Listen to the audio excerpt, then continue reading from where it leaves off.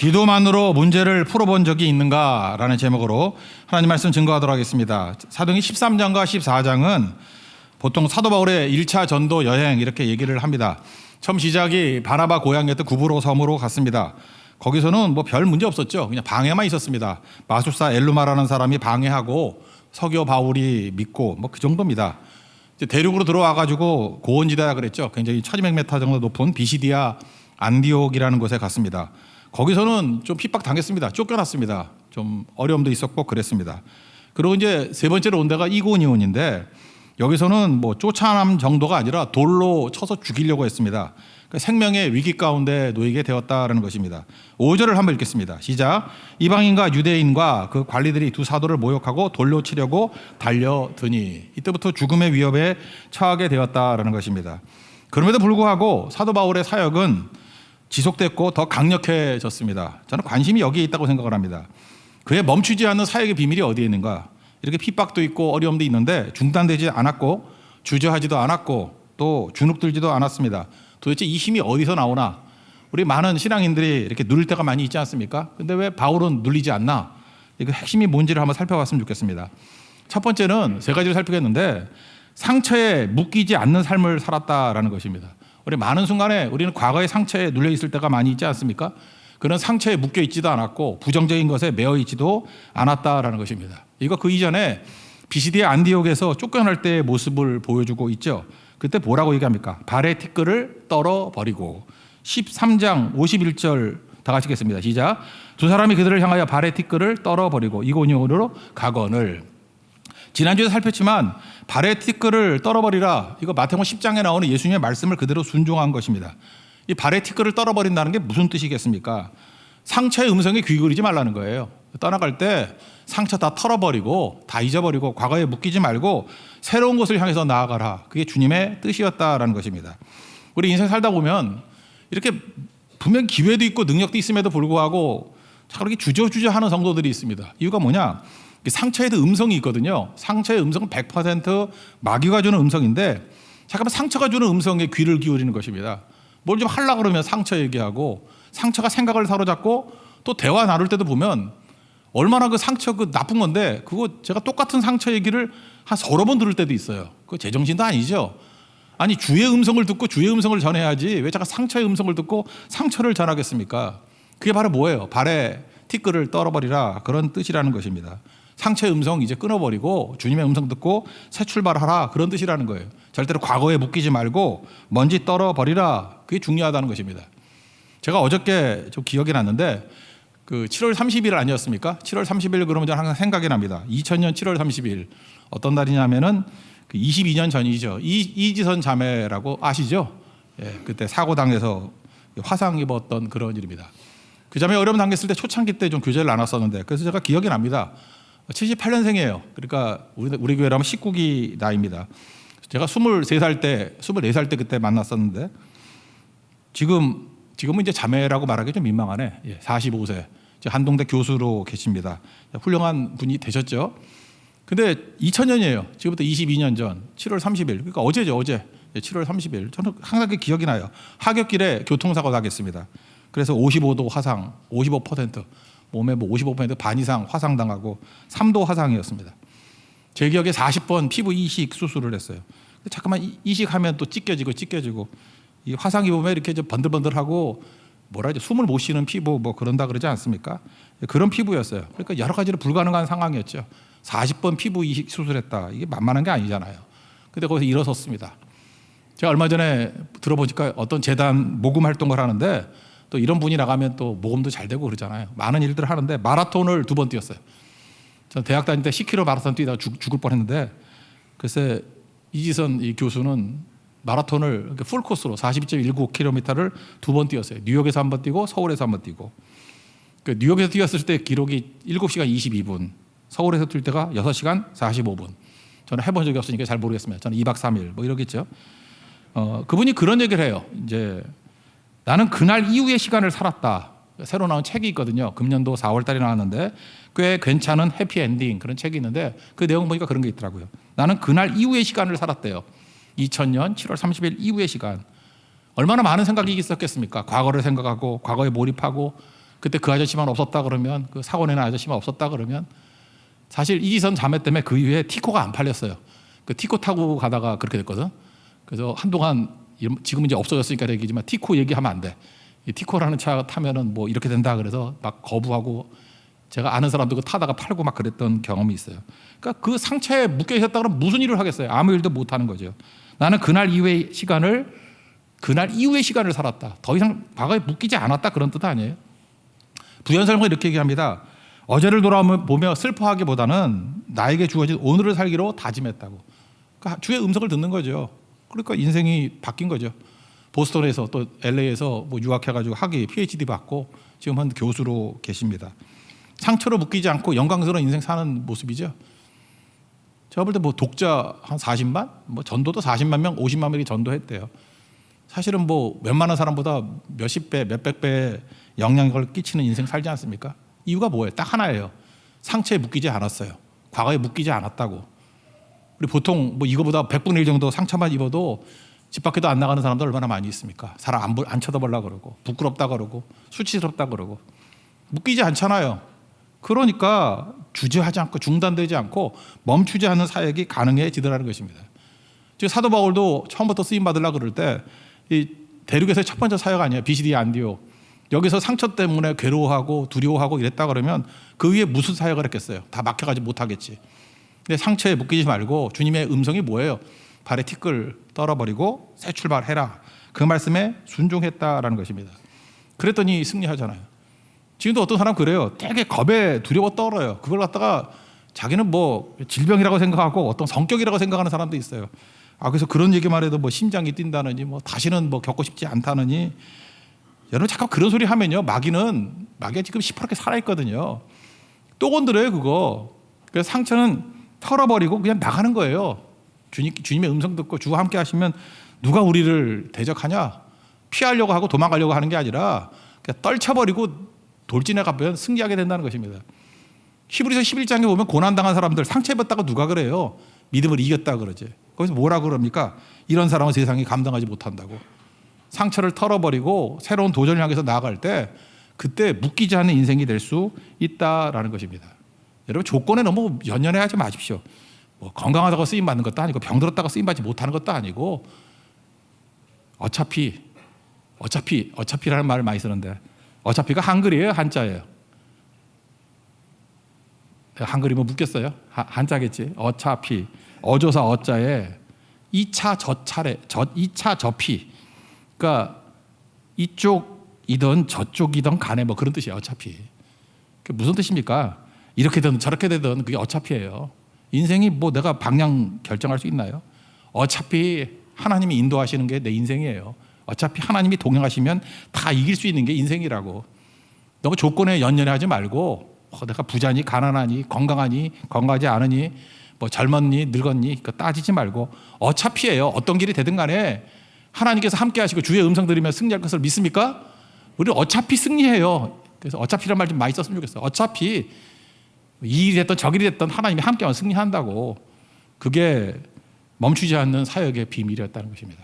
그래서 과거에 묶이지 말고 주님의 음성 듣고 상처의 소리가 아니라 주의 소리를 듣고 주의 음성을 듣고 능히 승리하는 하나님의 거룩한 종 되기를 축원합니다. 두 번째로 멈추지 않는 사역의 비밀이 어디에 있느냐? 분명한 목적을 가진 다른 영이 있었기 때문에 그렇다는 것입니다. 목적이 뚜렷한 이런 새로운 스피릿, 성령에 사로잡힌 사람이 되면은 멈추지 않습니다. 이고니온 선교의 특징이 뭐냐? 그 앞에 있었던 비시디 안디옥에서 했던 말씀 그대로 반복했다. 이런 얘기가 나옵니다. 1절 다 같이 읽겠습니다. 시작. 이에 이고니온에서 두 사도가 함께 유대인의 회당에 들어가 말하니 유대와 헬라의 허다한 무리가 믿더라.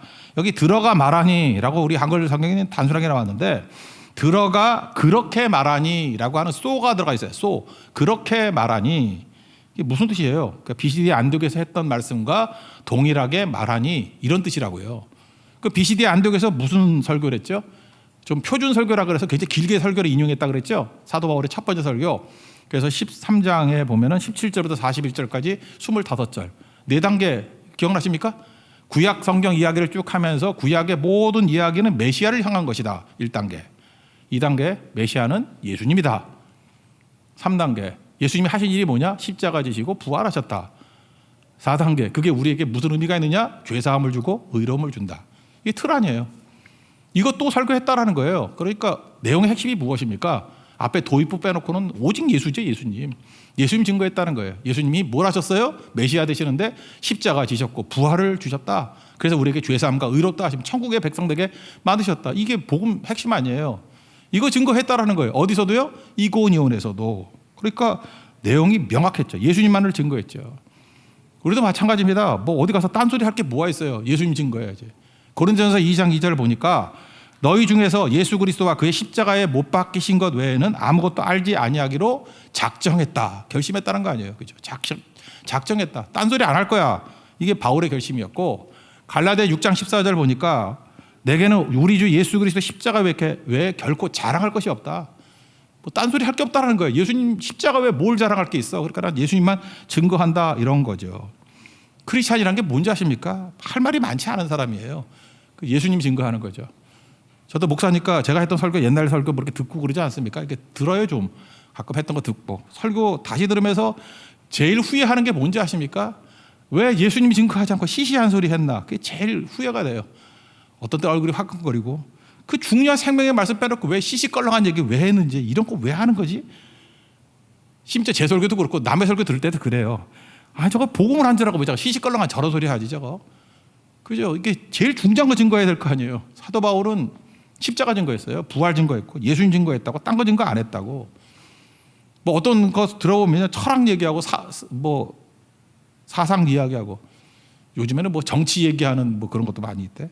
다 시시껄렁한 얘기들 아니에요. 1년 2년만 지나도 쓸모도 없는 거 다시 들어봐요. 웃긴 얘기들. 그런 걸 왜 증거하려고 그러냐고요. 예수님 증거해야지. 시기마다 사람마다 관심사가 다릅니다. 뭐 고등학생 때, 중학생 때, 뭐 대학 가는 게 관심 있겠죠. 그다음 무슨 관심 있죠? 취업하는 거. 그다음 뭐 20대, 30대 연애하는 거.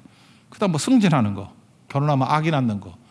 또 연세 드신 분들 보니까 맨날 건강 이렇게 관심 많대. 그다음에 먹을 거. 아주 나이가 많이 들면요. 그 야곱하고 바로왕하고 대화 나오잖아요. 그죠? 제가 130년 살았는데 험난한 세월을 보냈습니다. 그러니까 추억 얘기해, 추억. 인생이 그래요. 자기 그때마다 이렇게 관심사가 다 틀려. 근데 지나놓고 생각해보면 여러분들 웃기지 않아요? 뭐 대학 얘기할 때 연세 좀 드신 분들 보세요. 그거 별것도 아닌데. 취업 얘기할 때 아이고 저거 뭐 인생에 그렇게 중요한 거 아닌데. 연애 얘기할 때 더 웃기죠? 저렇게 좋다고 해봐야 또 뭐 싫다고 또 싸우고 그럴 건데. 뭐 다 그런 거 아니에요? 뭐 예쁘다 못생겼다 뭐 해봐야 다 그놈이 그놈이지. 뭐 7살 때 천재 아닌 애 있어요. 다 청재다 그러는데 나중에 천추의 하늘 맺힐 애대가 돼버리고 그런 거 아니에요? 다 지나놓고 뭐 다 웃기는 얘기들이라고. 웃기는 얘기들. 시시껄렁한 것에 우리 인생을 다 팔아요? 아니죠. 진짜 중요한 게 뭐예요? 예수님 증거해야죠. 저는 참 묘했던 것 같아요. 어렸을 때는 우리나라가 제일 못 사는 나라였어요. 그러다가 경제 발전했고 정치 발전했고, 제가 이렇게 쭉 보니까 선진국이 된 것 같아. 이제는 막 우리나라 무기도 팔아먹고 막 그러는데 특이해. 뭐 폴란드는 우리나라에서 뭐 비행기를 1000대나 산다며 그런 얘기 들어보니까 우리나라 언제부터 이런 나라가 됐지? 제가 죽을 때까지 하나만 이루어지면 되겠더라고. 남북 통일만 이루어지면 진짜 역사의 모든 걸 다 겪다가 끝나는 인생이 되는 것 같아. 참 독특한 인생이죠, 그죠? 그래서 제가 과거를 한다고요. 우리나라 나라도 약했지만 교회도 약했어요. 가난했어요. 교회 되게 가난했어요. 교회 돈도 없어가지고. 그래서 헌금을 낼 힘이 없어가지고, 여자분들이 경제권이 없어가지고 자기가 결정할 수 있는 경제권은 쌀밖에 없었다고. 그래서 헌금 대신에 성미한 거라고. 성미. 밥할 때마다 한 줌씩 모아가지고 쌀로 헌금한 거예요. 그렇게 가난한 교회였어요. 그래서 목사님들 월급 안 주고 그 성미 모아서 그거 줬다고. 그리고 뭐 집, 뭐 땅이야 뭐 넘치는 게 땅이었으니까 그냥 교회 귀퉁이에 웬만큼 판대기 해놓고 사는 게 목사의 사택이었고.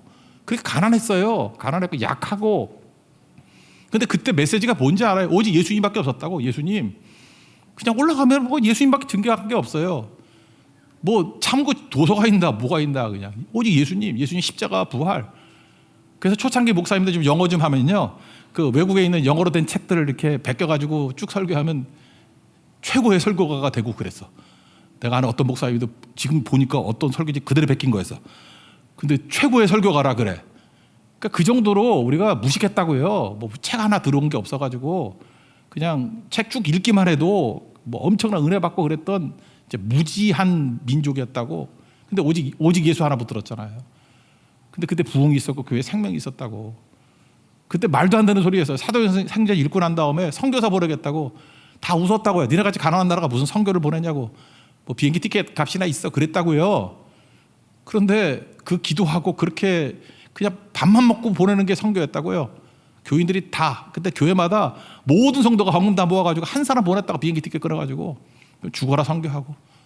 우리가 한국이 세계 선교사 2위까지 올라갔었죠. 지금도 2위인 것 같은데. 아무것도 없을 때 했는 거라고요. 아무것도 없을 때. 지금 어떻습니까? 너무 많아졌어요. 지금은 메시지가 많아졌다고. 너무 돈도 많아졌고 메시지도 많아지고 이제 오직 예수만 증거하지 않아요. 얼마나 세련됐는지 뭐 이 소리 저 소리 낄 때 안 낄 때 다 끼고 힘을 다 잃어가잖아요. 예수님 잃어버리면 힘도 잃어버리는 것입니다.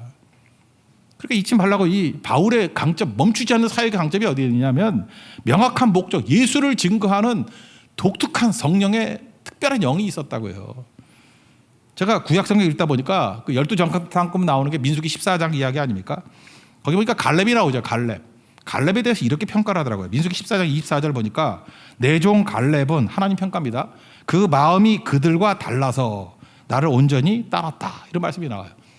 그 마음이 그들과 달라서. 이거 NIV 성경을 보니까 different spirit이라고 돼 있어요. 다른 영을 갖고 있었다.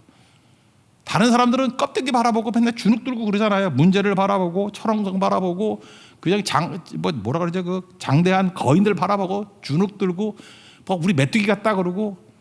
그런데 갈렙은요, different spirit, 다른 영, 그죠? 다른 스피릿을 갖고 있었다라는 거예요. 뭘 봤어요? 하나님 바라보고 주의 음성 듣고 하나님 약속 바라보고, 신약식으로 얘기하면 예수님 바라보고, 이 different spirit, 이게 주눅 들지 않는 믿음의 원동력이라고, 멈추지 않는 사역의 본질이라고요.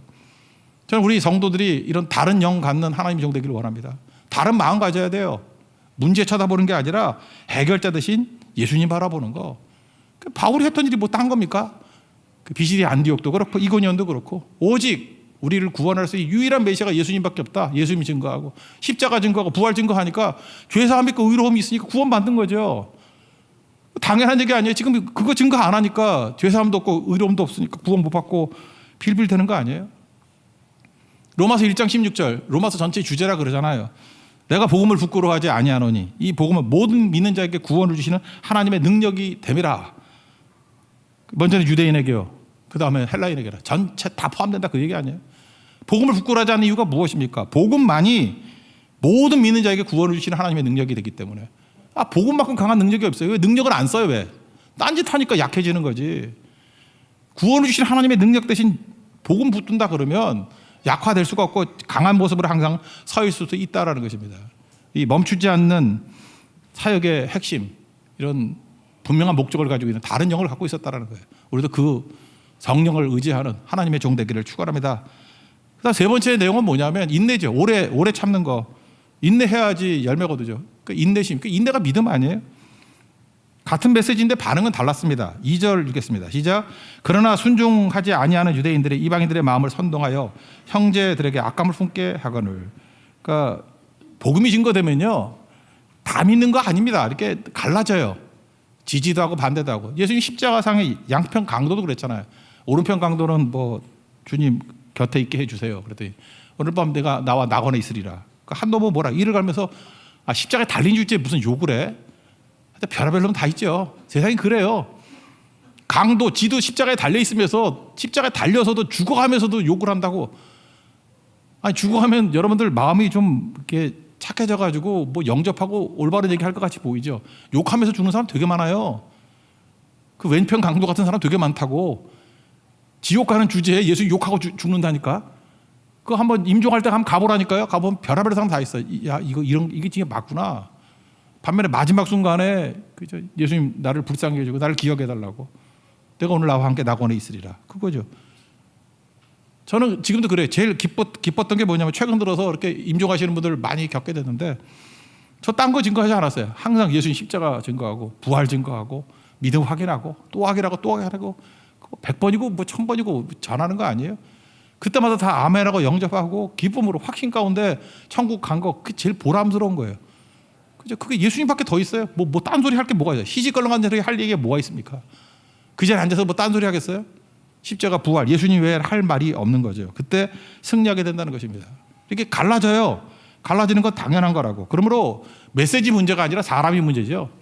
십자가 부활 증거하면 사람이 문제지 메시지가 문제는 아닌 거예요. 증거해야 된다는 것입니다. 그래서 신앙 안에는 회색지대 없습니다.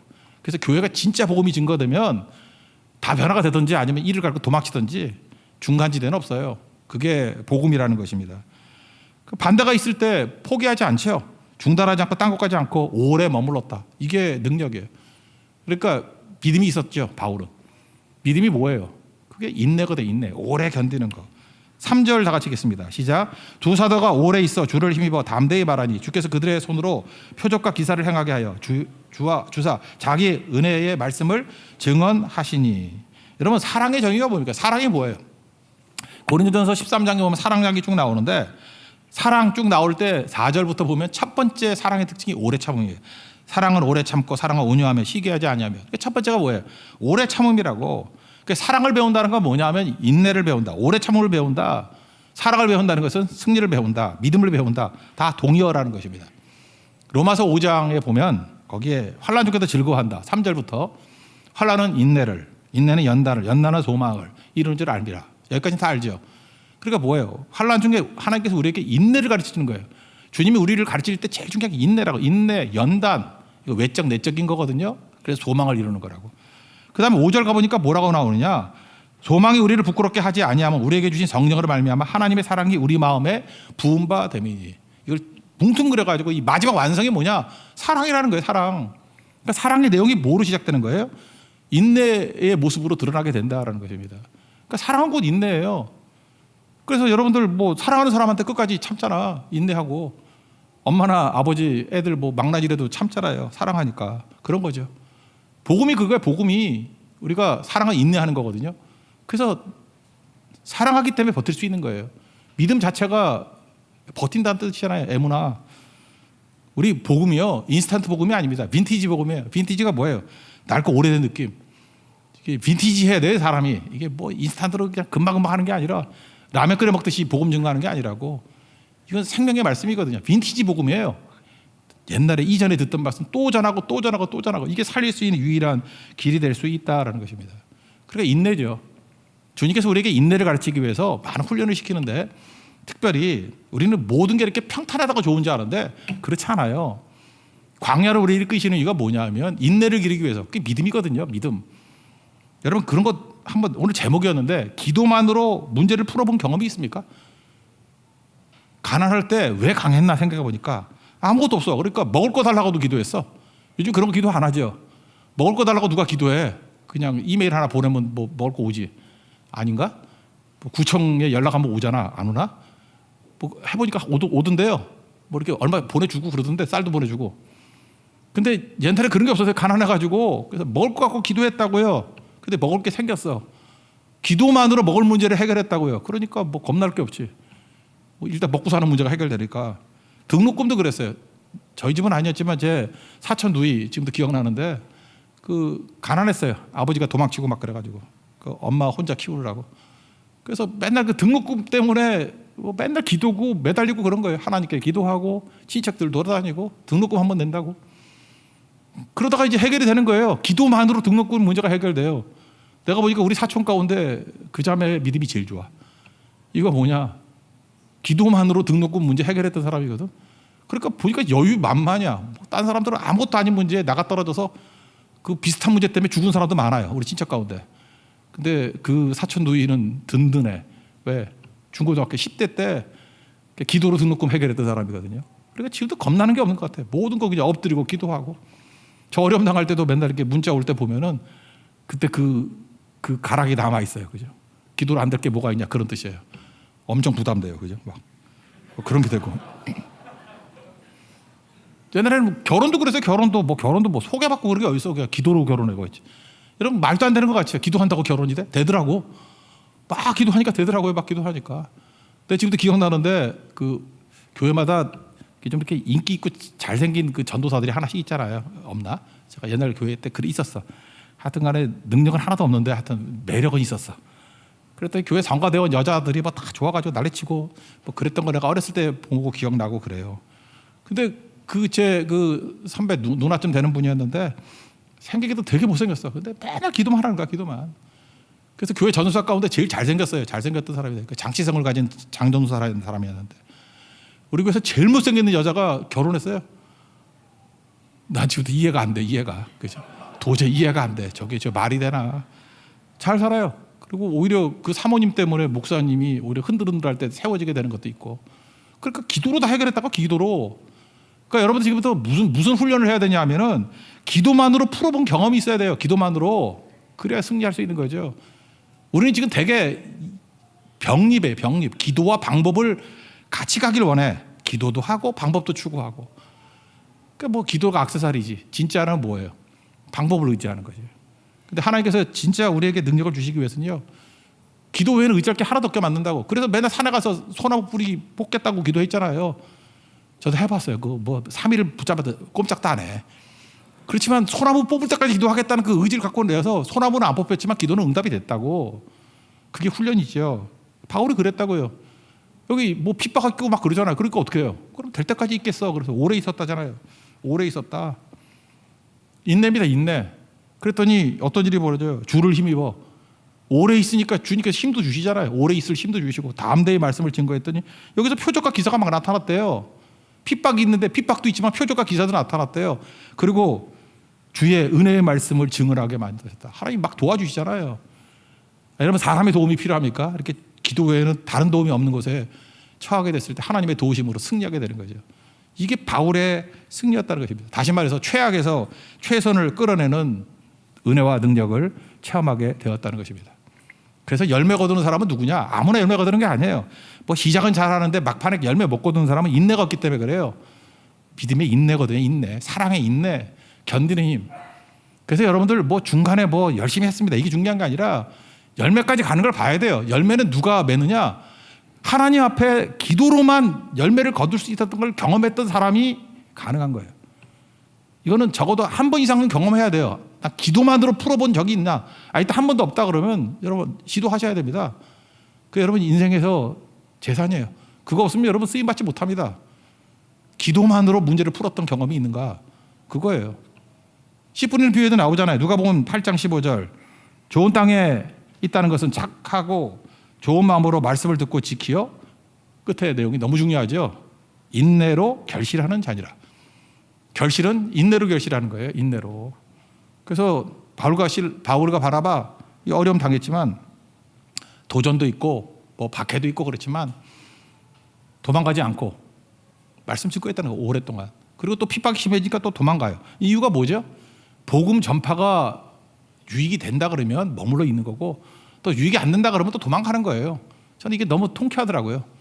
바울은 복음의 운명을 건 사람이에요. 그래서 자기 자존심 이런 거 생각 안 하고 그래서 어딜 가든지 도망을 가든 도전을 하든 복음 증거는 계속되더라. 4절부터 7절까지 읽고 마치겠습니다. 시작. 그 시내의 무리가 나뉘어 유대인을 따르는 자도 있고 두 사도를 따르는 자도 있는지라. 이방인과 유대인과 그 관리들이 두 사도를 모욕하며 돌로 치려고 달려드니 그들이 알고 도망하여 루가오니아의 두 성 루스드라와 더베와 그 근방으로 가서 거기서 복음을 전하니라. 핍박과 환난, 기적 다 있었지만 멈추지 않고 사역을 계속했다. 우리도 인생이 하나님 앞에 계속해서 쓰임받는 인생 되기를 바랍니다.